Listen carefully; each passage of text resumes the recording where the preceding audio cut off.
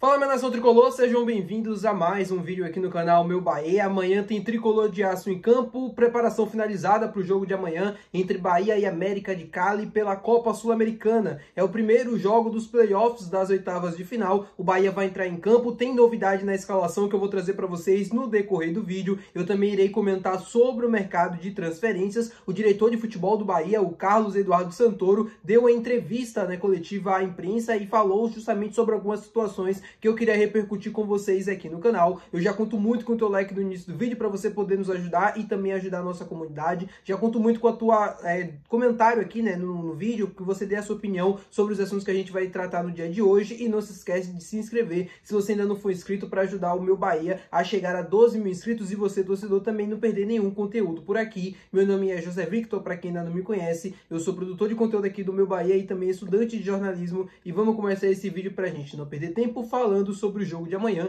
contra a equipe do América de Cali. O Bahia vai enfrentar o time colombiano na Arena Fonte Nova. É o primeiro jogo dos playoffs das oitavas de final, o jogo de ida, onde o Bahia precisa fazer um grande resultado pensando no jogo da volta. O Bahia vai enfrentar um adversário muito complicado no jogo da volta, jogando em seus domínios lá na Colômbia. Então é muito importante o Bahia fazer um bom jogo amanhã e conseguir um ótimo resultado. O Bahia vai ter um desfalque muito importante para essa partida. O atacante William José não estará à disposição do técnico Rogério Ceni. Ele saiu no último jogo contra o Atlético Mineiro sentindo dores ali no tornozelo. Ele foi submetido a exames médicos hoje, nessa segunda-feira, e detectou que não tem condições de jogar amanhã. A região que ele sofreu a pancada ainda está inchado, não conseguiu treinar, enfim, não vai ser opção para o Rogério. Quem deve ser o seu substituto no dia de amanhã é ele, Luciano Rodrigues, cheio de polêmicas aí nas últimas semanas, pediu para jogar pelo lado do campo. O Rogério atendeu o pedido dele, mas sempre nas coletivas o Rogério deixa claro que quando precisar utilizar o Lúcio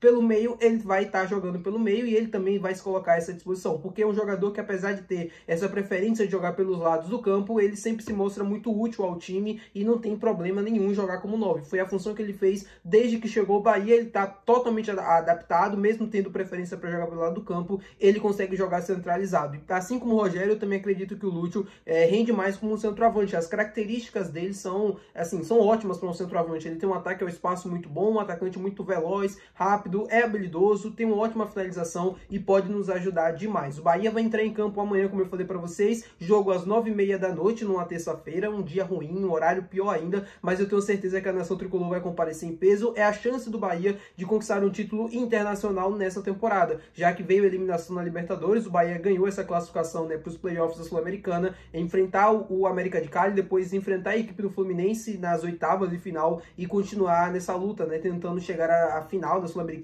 uma semifinal. Seria algo histórico para o Bahia, porque não foi assim, o Bahia nunca conseguiu chegar, O máximo que a gente chegou foi naquelas quartas de final contra o Atlético Paranaense, lá em 2019, 2018. O Bahia tinha condições de avançar mais, se não fosse aqueles gols maus anulados pelo VAR, bem no comecinho do VAR, no futebol, quando ele foi implementado, e o Bahia poderia ter sorte melhor. Mas amanhã é um jogo difícil, um jogo que vai ser bastante equilibrado. O time do América de Cali é um time muito competitivo, um time que para mim é um dos melhores da Colômbia nessa atual temporada, é um dos melhores times nessa Sul-Americana, apesar de ter empatado muitos jogos e por conta disso foi parar nos playoffs, mas é um time que compete muito bem, tem ótimos jogadores e o jogo amanhã vai ser muito equilibrado. Assim como foi Bahia Atlético Nacional de Medellín pela Libertadores, o jogo de amanhã pela Sul-Americana contra mais um time colombiano deve ser bastante complicado para o nosso tricolor de aço. O Bahia deve manter a mesma escalação que vem utilizando nos últimos jogos: Marcos Felipe, Gilberto na lateral direita, na zaga o David Duarte, Santiago Mingo, Luciano Juba, Caio Alexandre, Everton Ribeiro e Jean Lucas. À frente,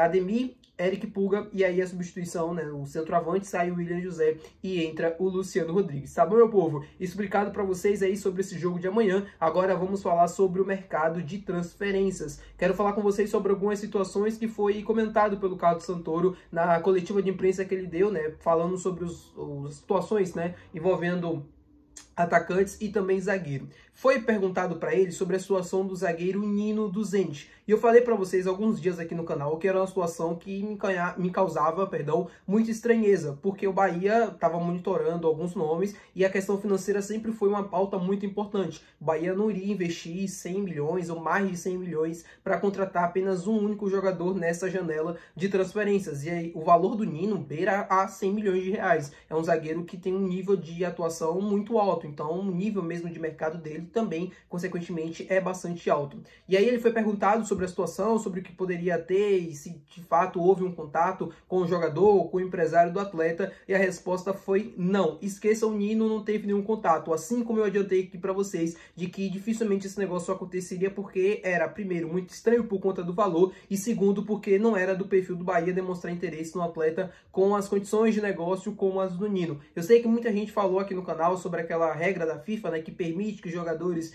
possam sair da Rússia por conta da situação que o país está vivendo, só que não se aplica para jogadores que já foram para lá, né, depois de ter iniciado toda aquela confusão que o país está vivendo. Não posso falar o nome, então por isso eu estou evitando, mas vocês sabem bem o que é. Essa regra só se aplica para jogadores que já estavam lá quando tudo começou. Então, para a situação do Nino não se aplicava. Existe um debate muito grande, né, sobre essa situação, sobre essa regra da FIFA. Ela é bem, de fato, difícil de entender, mas no Bahia não poderia se utilizar desse benefício com a situação do zagueiro brasileiro. E o Cadu Santoro já deixou muito claro na coletiva que é um nome que a torcida pode esquecer, que nem tem condições de chegar, assim como eu já tinha adiantado para vocês. Sobre a situação do ataque, o Bahia está buscando um atacante pelo lado do campo, e isso já não é novidade. Eu sempre venho adiantando isso aqui no canal, e o Cadu falou justamente sobre duas situações que poderiam ser, assim, novidades aqui no Bahia, poderiam ser reforços, mas que não aconteceram. O próprio Yuri Santana também trouxe isso bem mastigado ali, junto com o Marinho, nas redes sociais. O primeiro nome, que era o plano A do Bahia para a janela de transferências, era o Léo Cienza, jogador que atua na Bundesliga, lá na Alemanha, que eu já adiantei para vocês aqui também muitas vezes aqui no canal. Falei do interesse, falei da procura do Bahia, falei das movimentações, só que o negócio não deu certo.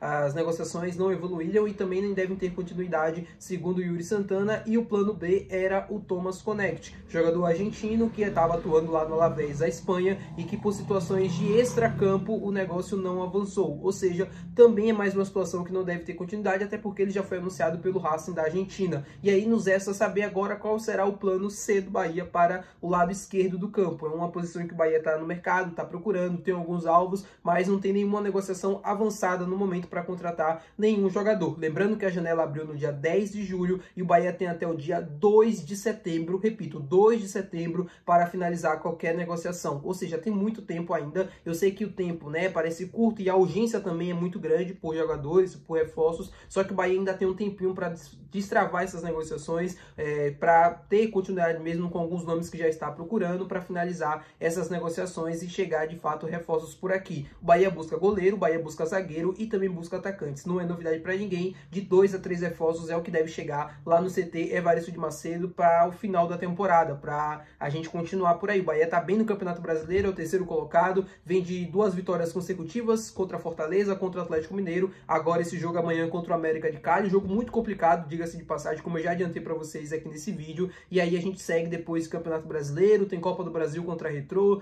tem Copa do Nordeste, que a gente ainda não sabe a data contra o Ceará, que venceu inclusive o Fortaleza no dia de ontem no Clássico Rei pelo Campeonato Brasileiro e causou a demissão do técnico Pablo Vojvoda, treinador que, assim, fez história no Fortaleza, né? Foi o responsável, na minha opinião, O Rogério foi responsável por fundar o Fortaleza e o Vojvoda foi responsável por todos os feitos pós-Rogério Ceni, só que chegou o fim, né? E aí o Fortaleza numa situação muito complicada, zona do rebaixamento, eliminação na Copa do Nordeste por Bahia, tudo isso pesou na demissão do Vojvoda, mais um técnico brasileiro não, mais um técnico, né, que cai no Campeonato Brasileiro. O Vojvoda é argentino, não é nem brasileiro, é estrangeiro. Tá bom, meu povo? Muito obrigado por você ter assistido esse vídeo. Se você gostou, não se esquece de deixar o teu gostei, que é muito importante. Também não se esquece de se inscrever no nosso canal. Até o próximo vídeo. Valeu, tchau!